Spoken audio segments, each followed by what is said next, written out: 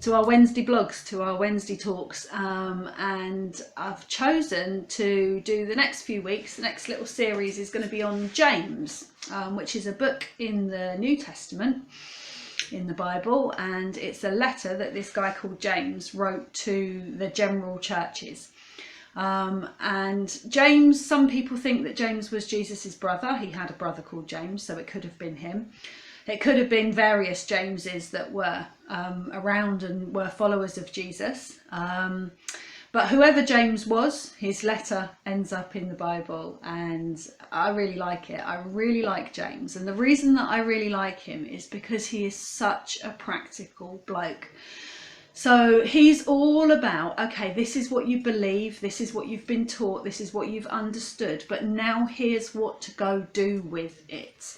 Here's how it should change your life. Here's the practical application of how you live out your faith in Jesus. And I like that because I think I've probably said before, but one of the maybe dangers of growing up around Christianity, especially in the Western world at the moment, is that we have access to everything, don't we? We have access to all the information that we could possibly need.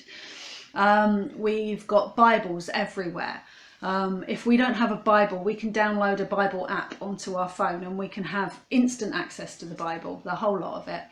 But not only that, we can go online and we can look at incredible sermons, incredible preachers. You know, there are just countless ways in which we can get information about what being a follower of Jesus means, and about people's understanding of scriptures, and about people's understanding of their walk with Jesus. It's all over the place, it's everywhere. But it's like that whole thing with putting down the cake. You know, if you know that cake's bad for you, and you've got all the information that says cake is bad for you, and yet you pick up the cake and you still eat it, there's kind of no point in having the information. And I think possibly we're in danger of becoming typical Western Christians, maybe, who have all the knowledge. It's like we have massive heads because our heads are full of knowledge and understanding and theology and everything else, and yet our bodies kind of become shriveled through lack of use because the practical application of what we've been taught and what we understand maybe is more lacking than the theoretical knowledge that we've got. So that's why I love James, because what James says is, okay, this is what you believe, now this is what you should go do with it. And maybe if more of us came to the understanding that, okay, this is what I believe, and now what do I go do with it? How does that change my life? How does that change my thoughts? How does that change what I do with my time? How does that change my priorities? Then maybe the church would have a better name for itself than it does at the moment. Maybe we would be more effective at living out Jesus's great commission to go love people. Maybe that would work a bit better. Anyway, so we're going to be looking at James, and we're going to be starting at the start. And James is a letter, again, that is written not to a specific church. So a lot of the letters that people in the Bible wrote to people were to specific churches to deal with specific issues that were a problem to them at that particular time. But the letter of James isn't like that. He writes it, as we'll see in a minute when I read the passage, he writes it to the churches in general. So what James says to these churches in general is just as applicable to us today. So I'm going to read from James chapter 1, and it says, James, a servant of God and the Lord Jesus Christ, to the 12 tribes scattered among the nations. Consider it pure joy, my brothers, whenever you face trials of many kinds, because you know that the testing of your faith develops perseverance. Perseverance must finish its work so that you may be mature and complete, not lacking anything. If any of you lacks wisdom, he should ask God, who gives generously to all without finding fault, and it will be given to him. But when he asks, he must believe and not doubt, because he who doubts is like a wave of the sea, blown and tossed by the wind. That man should not think he will receive anything from the Lord. He is a double-minded man, unstable in all he does. So James jumps right into reality. There's none of this is to the churches that have been scattered through the nations. Not how you doing, nice to see you, I've been having a lovely time, I hope you've been having a lovely time too. None of that. He jumps right in and starts talking about what the crux of their problem is. He deals with their immediate issue. And their immediate issue is that they are suffering horrendous trials at this point. So he writes to the churches and he says the 12 tribes, that's part of the language around where the churches were. So he writes to those churches as they've been scattered. And the reason that they've been scattered is because they've been so persecuted in their original birthplaces that they have literally had to run for their lives. And so they are scattered throughout the nations. And so the trial that they are going through is real. And it's the thing that is at the forefront of their minds. And there's no point, according to James, there's no point in trying to brush that all off and say, oh, God is good, isn't it wonderful? That's absolutely fine. And, and we'll just all hit ourselves on the head with tambourines and pretend that everything's great and ignore the fact that we are really hideously suffering at the moment. And maybe there are some parallels that we can draw with what we're going through at the moment, that actually there is a trial going on at the moment, and for some of us that's a real horrible, hideous trial to be going through. For others of us, maybe it's not so bad. But I think that the message from it is that James says, don't ignore the circumstances that you are in. Don't think you've got to pretend that everything's okay, and that everything will be fine in a minute, and and that everything's, we'll just be happy and joyful in the Lord all day long, regardless. Because that's not reality. It's not the reality for this church, and it's okay to deal with the things that are really on your mind. It's okay to, be concerned with the trial, be concerned with the persecution, be concerned for these churches that, they didn't know when they woke up in the morning whether they'd still be alive come dinner time, because they could be taken off and slaughtered at any point. It would be daft to ignore that. But James as well says in this passage, consider it pure joy, my brothers, whenever you face trials of many kinds. Now, again, that has led to an awful lot, I think, of this Christian belief that, it's all okay. And like I say, I'm going to bash myself on the head with a tambourine, praising the Lord, even though inside I feel like crying. Because, James, you tell me that I need to consider it pure joy when I face trials of any kinds. I don't think that's what James is saying here. But I think he's talking to a reality that we see all over the place. We see it in our society all the time. It's quite normal, actually. And yet we don't notice it as the hand of God on our lives. And the reality is that when we are going through a trial is when we are more likely to be turning to Jesus, to be clinging to Jesus, to be crying out to God.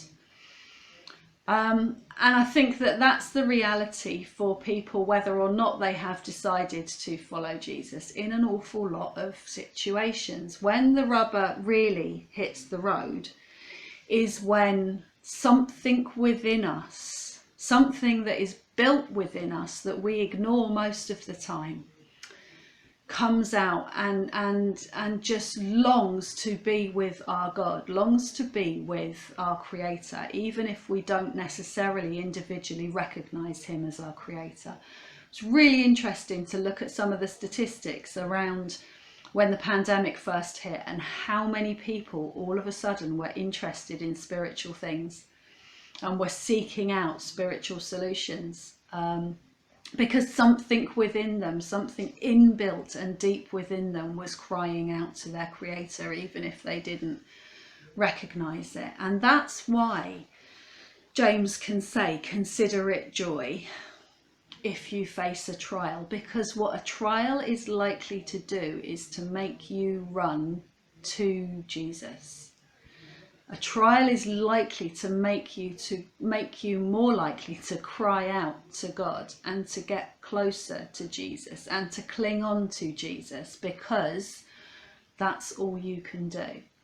Because when your life isn't under trial, you don't need Jesus. But when your life is within and walking in hard times, that's when the reality of needing Jesus hits home to us all on one level or another. And what James says is that the trial will help you to persevere. It develops perseverance. So as you cling to Jesus, for the first time, you're more likely to cling to him again and again and again. And that perseverance then provides you with and produces maturity and a stronger faith. And these are all occasions for joy, occasions to be thankful, because the closer we get to Jesus, the more like ourselves we end up becoming, the more like we were meant to be, is what is the outcome of us getting closer to Jesus. Not only that, the passage also says that if you don't know what to do, then ask God for wisdom. If you are in a position and you just don't know what's the best way to turn, and you don't know why you're here, and you don't know what to do for the best, or you don't know what's going to happen to you next, James says it's perfectly reasonable to ask for wisdom. And again, in these times where so many people's lives are having to change so much, the place to go to work out your future, to work out what you need to do next, is to God.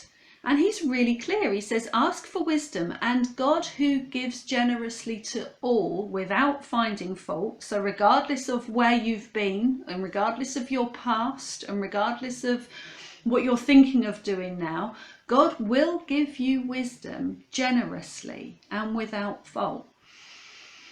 So what we have to do is we have to ask, and then we have to believe that we have received the answer, which sometimes is quite difficult to do when we haven't heard, a big voice booming in our heads, or it hasn't been painted in a rainbow over the sky, or,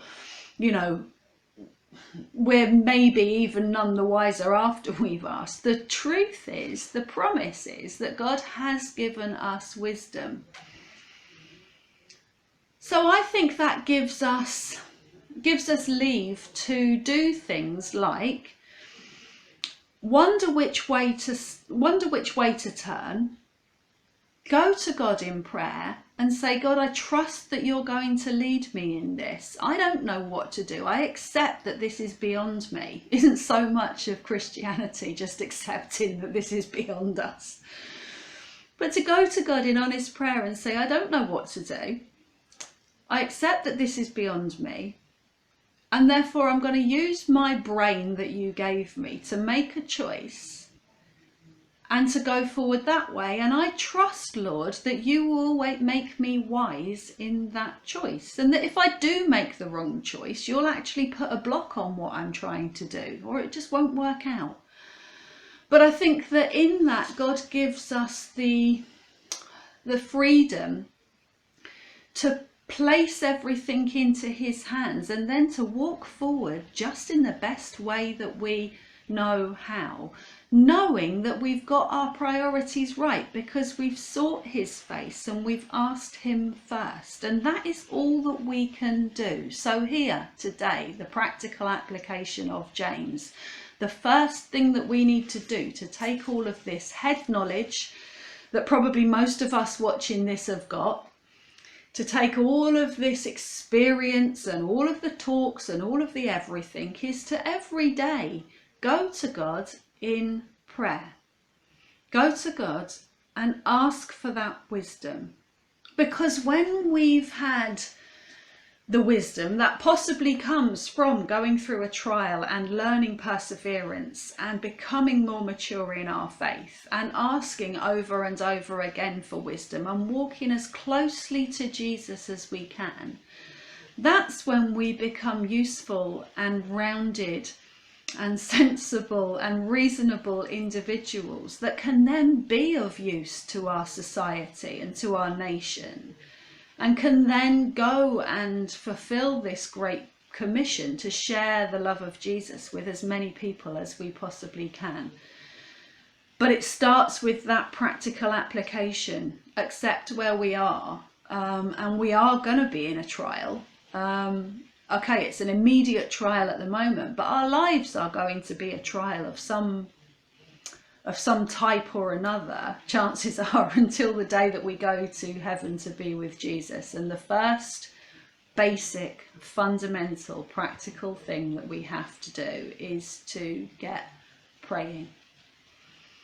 So I pray that God would teach us all to pray more and to pray wiser and to just long to be in his arms more than we long for anything else this week. Back next week for more James. God bless.